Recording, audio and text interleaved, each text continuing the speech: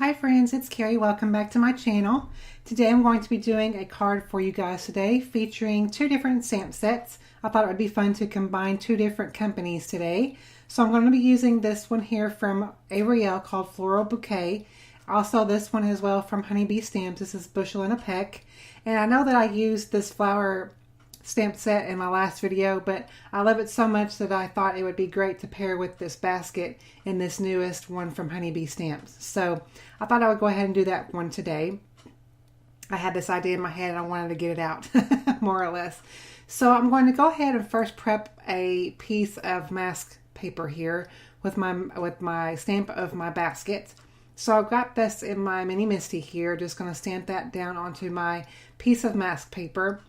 And then I'm going to cut it out obviously with my detail scissors, and that won't take that long at all because this is a fairly easy image to cut out.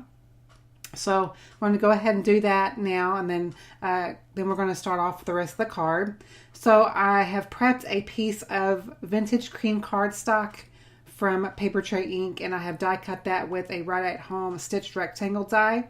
And now I'm going to stamp my basket once again onto this panel here. This is such a great size basket, and it really creates a nice big focal point. So I'm going to ink it up again because I want a good small. I need a good image onto my panel here. So I'm just inking it up twice, just make sure that I get good line impression and everything. So I'm going to stamp that down once more. And then I'm going to take my mask and apply my mask onto my basket, and then apply my flowers cluster here into my mini MISTI, and then stamp that down. And you will see once I remove my mask that it looks like the flowers are tucked inside the basket. Now this would look good whether or not if it was kind of tucked like this that I have it here, or it could also, obviously it would look beautiful too if they were kind of sprayed all over the basket, kind of look like if they were kind of hanging over the outside. So either way, it looks really, really nice. I'm going to be going ahead and paper piecing my basket instead of coloring it with any Copic markers or anything. I thought this would be a fun look. And I've got these papers here from an older 6x6 paper pad from Simple Stories. If I can still find it, I will go ahead and link the paper pad below. But it's got some nice patterns in it. It was one of my favorites from last season. So now I'm going to go ahead and speed up the video just a little bit here because I'm going to do some Copic coloring. And this video will already be just a little bit long. So I have got the caps that I have used on my main flowers here, the colors of red that I'm using, so you can use those for reference just in case you are interested in that. And like I said, speeding up this super fast. You guys, I wish I could color this fast. I really do. But it's clearly impossible to do that. But with the power of editing, it looks like that I can. So that's what's so awesome about it. And obviously, I am not going to be doing these in multiple colors, just the one red color. So I did want to leave all of the coloring in, even though it is basically the same thing that I'm doing over and over and over. But I know some of you really like to watch the entire process of the coloring, even though it is sped up. So that's why I left it in. So, and don't worry about how I am coloring over the details of the middle of the flowers, because I will be adding some detail back in at the end of the coloring. So you will see that in a moment. But I'm just taking three different colors of red here, the R39, R29, and R24. And I love this. This is one of my favorite red color combinations. It's a beautiful red color combination. I think what really makes it pop is using that R39 because it's such it's a great name for this color, garnet, because it is that garnet deep red color. It's got just a little bit of a hint of, it looks like to me, purple. Of course, I'm not an expert with color or anything like that, but I really think that it really helps to make these flowers pop whenever you add that deeper red inside the flower like this.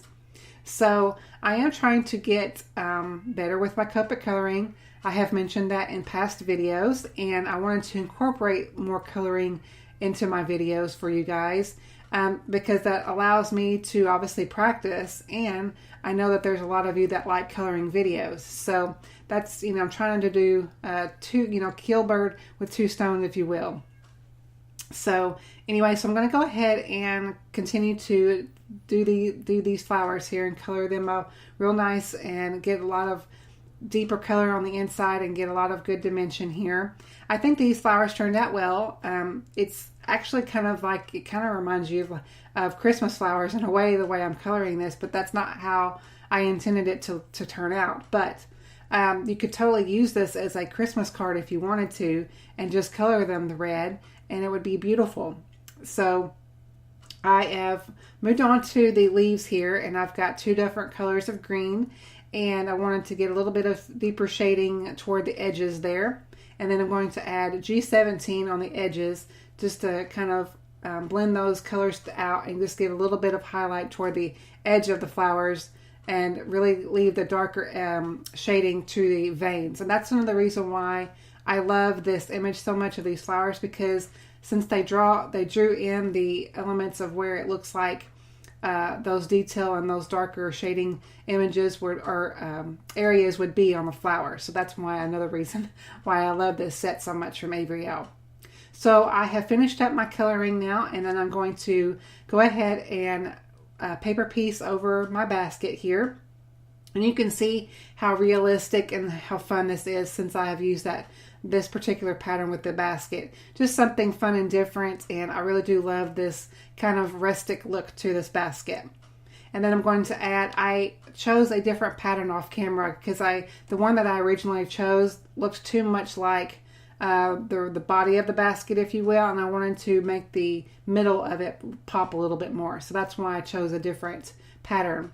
So now I'm going to add some white detail with a white gel pen back with these flowers, and then also add just a little bit of white detail on the edge of my basket just for a little something.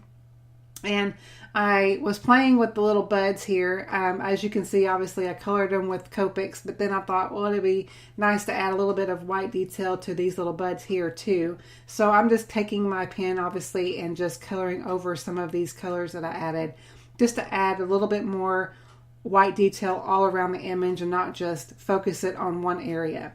And it really does tie everything together, I think. So I'm just going to go ahead and finish up the white detailing.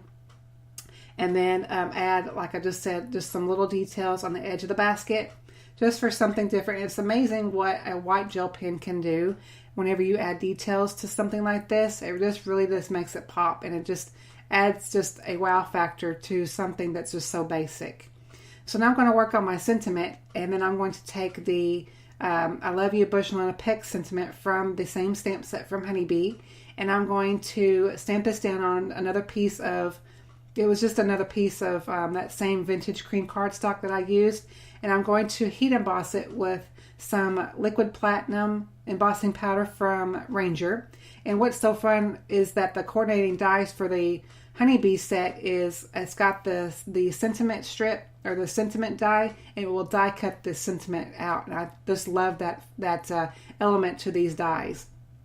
So I have die cut that out, and then I'm going to add just some foam adhesive from really skinny strip of foam adhesive, and add that to the edge of the basket there. And you can see how it just makes that, it just makes the whole thing pop. I really, really do love it. I've got a piece of Schoolhouse Red cardstock from Simon Says Stamp, and I just scored that to an top folding A2 size card. And I'm going to take my Tomo Mono Glue here and just add some glue all the back of this panel here, and then add it to my card base. And that really does bring out the deeper color in the flowers with this Schoolhouse Red. I really think that it ties it all together really nicely. So I'm going to add some final details to the middle of the basket here with these little clear droplets. I believe these are from Pretty Pink Posh, and I think it just adds just a little bit extra something in dimension to the basket. So that completes my card for today, guys. I hope you enjoyed. Thank you guys so much for watching. All the supplies I did use will be listed and linked below the video. If you haven't subscribed, I'd love for you to subscribe, and I will catch you on my next video. Bye-bye.